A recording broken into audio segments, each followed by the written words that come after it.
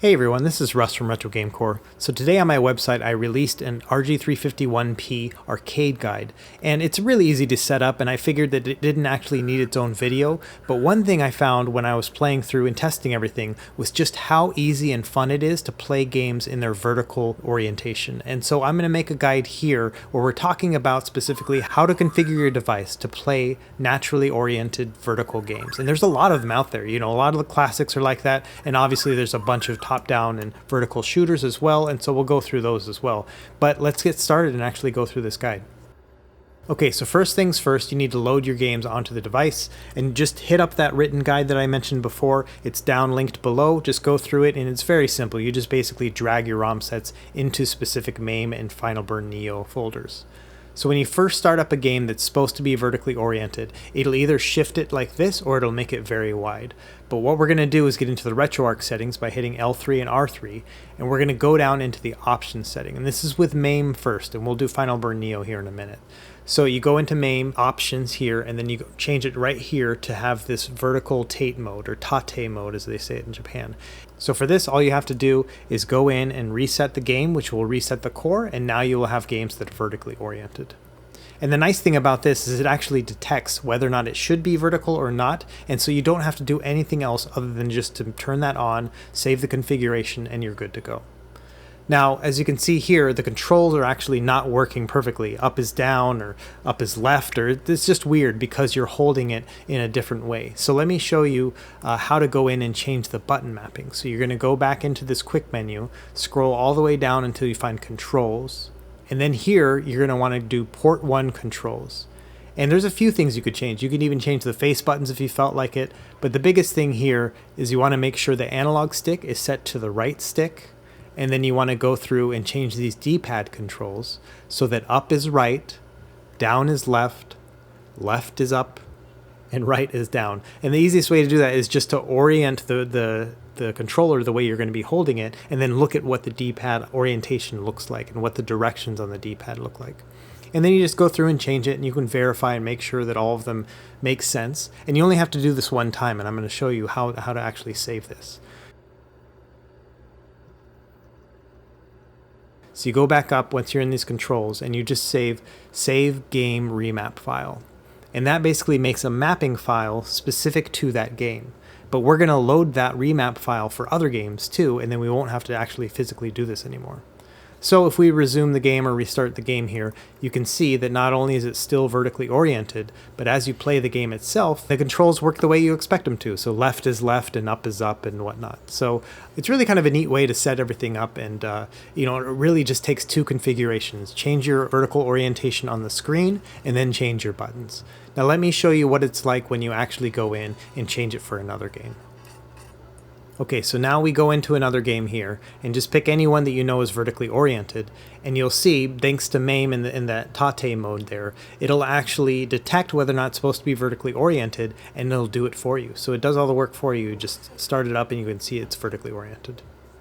Okay, but now we know the controls need to be remapped because they're not going to save for this game in particular. So you go back into this quick menu, go down until the controls section again, and then here you do load a remap file. And here, just pick any game. You go into the folder, you pick any game that you know you've already set up, right? So we're going to go to that 1943 game and then load that. And then immediately we're just going to save it again and save game remap file. And now we've basically just made our own remap file for this game using the configuration of the previous game. And that's it. Everything works perfectly now. So you just have to, anytime you open up a game for the first time that's vertically oriented, you need to load a different game in its own remap file, and then you need to save it for that game. And that's all you have to do. Super simple.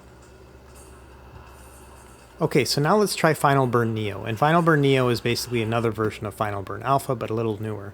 And word of warning right here, right? If you try to scrape your games, your arcade games, it's going to remove all that extraneous information about it. So you're just going to have, like, for example, you won't know which one's the Asian or the European or the world version of every ROM. So I learned that pretty quickly as I tried to scrape some games. I was like, oh, I actually don't like this. And so I stopped my scraping right then and there. And so it's something to think about when you are going to scrape arcade games. Okay, so you start up your game, hit the L3 and R3 buttons again. You're going to want to go in here, and same thing, you want to go into options, and this one has one that's called vertical mode. Now, the first thing you want to do actually is create game option file. So you go in and you hit that button, and that'll allow you to basically create a specific option file that'll save this vertical orientation specific to the game. Because if you don't do it that way, it's going to make every game switch to vertical orientation. So you have to do that first. After that, you go into vertical mode, and you want to set it to alternate instead of on. And that's because it seems to be that most games are going to play under alternate mode and not the on mode, which would turn it upside down. Okay, and the same thing here, you have to remap those controls again, but again, you only have to do it one time per core. So just do that one time for this game.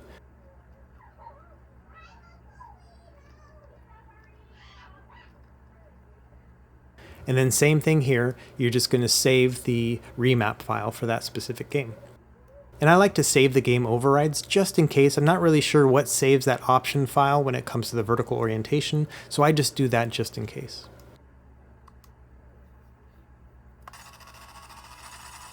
Okay, and you can see here, controls are working great. Everything's running exactly like I was hoping it would. So the way to configure vertical orientation in FinalBurn Neo is a little bit different than MAME, but still, they're both pretty easy, you know. Okay, so let me show you one more time how it is to remap controls for a game that already is set for vertical orientation, but you need to go and remap those controls. It's just a simple process, but you kind of have to get it down first. So you go down into controls, and then you pick load remap file, pick the file of the core you're using, and then pick any game that you know is vertically oriented. After that, you just go in and hit save remap file because you've already loaded another one, and that's it. You can go back into the game. And at that point, that game from then on will have the perfect controls for you.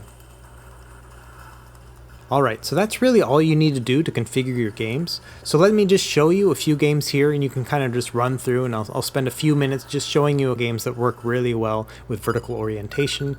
Arkanoid is not one of those. I actually found that it was way too fast for me and the controls didn't work. I was just terrible at that game. But these other ones you might enjoy, so I'm going to play these through and I'll come back here at the end of the video.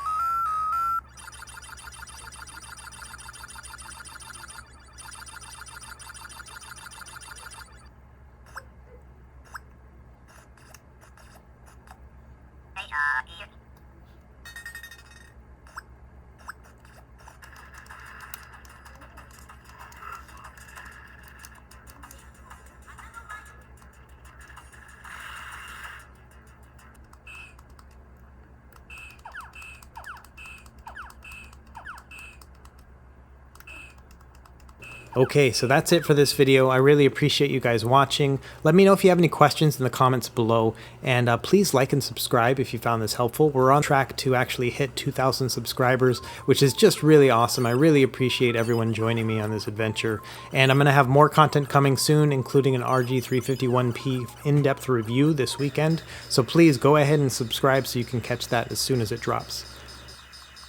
Okay, that's it for now. Take it easy. We'll see you next time. Happy gaming.